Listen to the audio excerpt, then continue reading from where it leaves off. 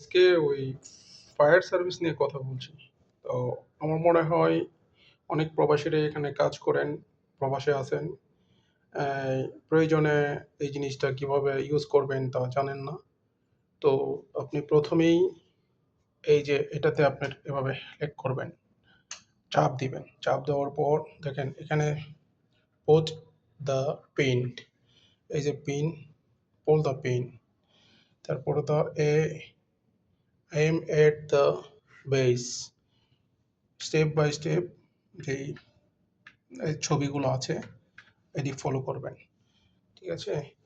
তা আল্লাহ না করুক যদি কোনো অ্যাক্সিডেন্টলি কারো বাসায় বা কোথাও এমার্জেন্সি কিচেনে জরুরি প্রয়োজন হয় তাই যেন এটা যেন খুলতে পারেন এবং এটা যেন ব্যবহার করতে পারেন।